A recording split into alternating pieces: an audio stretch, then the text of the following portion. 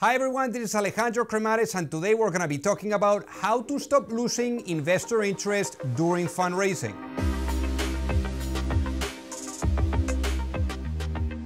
So before we get started, make sure that you hit that subscribe button, and this way you will never miss out on any of the videos that we roll out every week.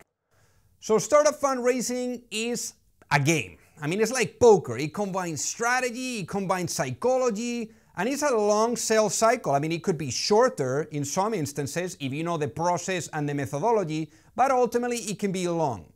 So in today's video, again, we're gonna be covering how you can really stop losing that interest. And we're gonna be breaking it down into detail and also in a step-by-step process with clear insights so that you get how you can tackle this. So without further ado, let's get into it. So you want to start early in the process because it's all about building relationships. It's all about trust. And ultimately, trust is built on integrity. And what that is you being able to deliver on your promise.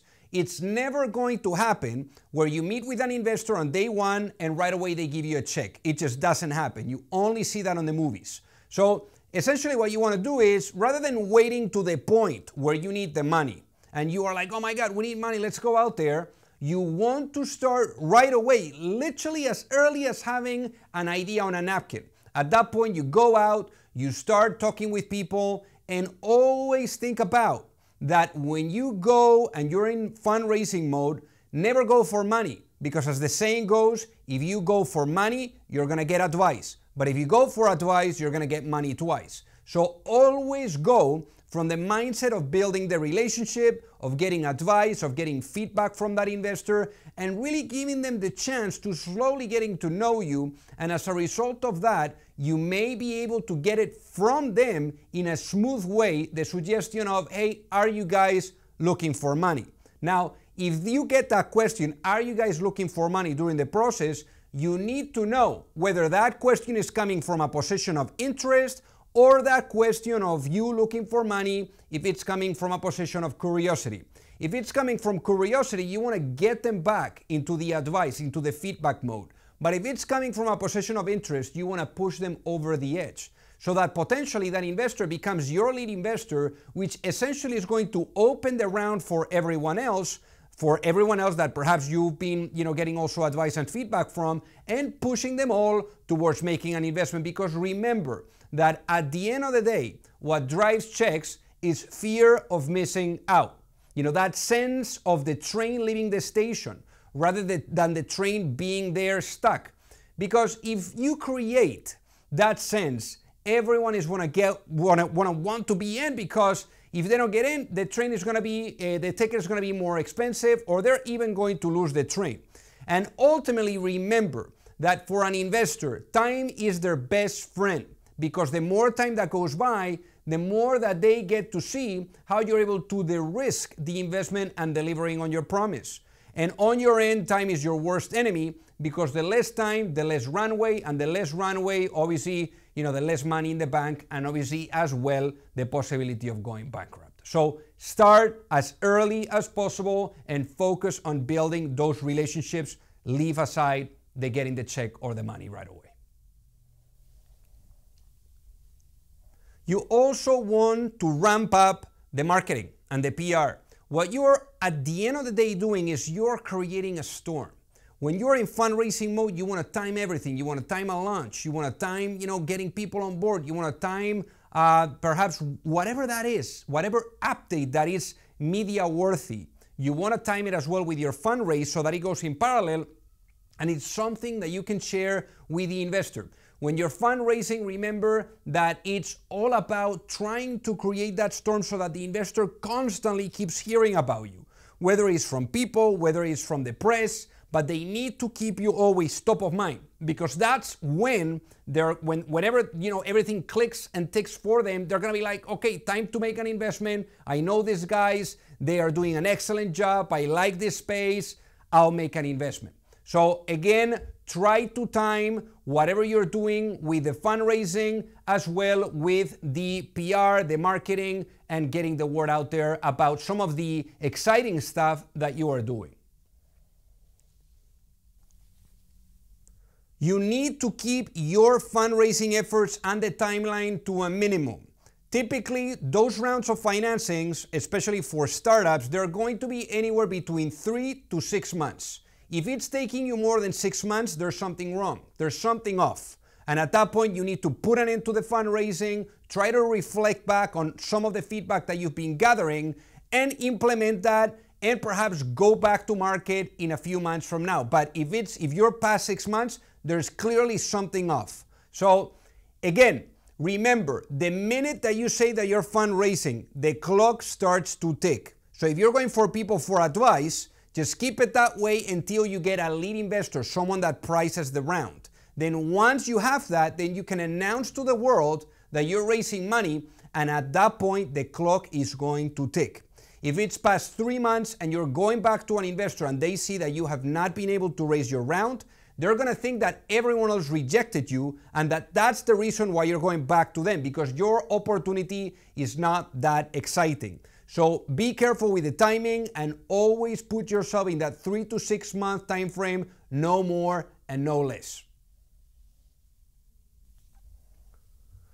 Start with a very interesting committed capital. So it needs to be a good amount. So for example, when you're finally activating the round and you got your lead investor and now you're announcing that the round is forming, the round has started and that you're raising the money, you want to have at least 20% of the round covered by that lead investor.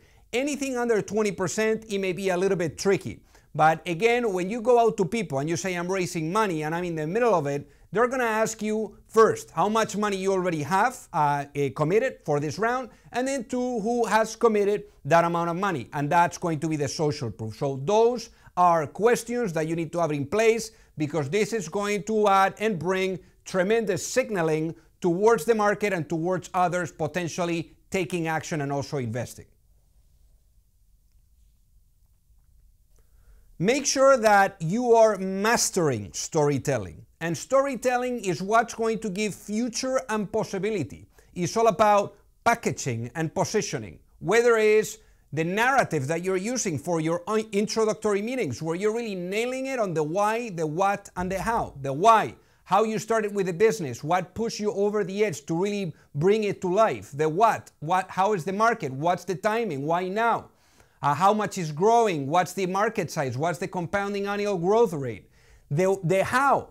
What have you done to date? What are some of the accomplishments? Who is behind it? Why do you have the right team executing on the right seats? Now that's for the introductory meeting, the why, the what, and the how.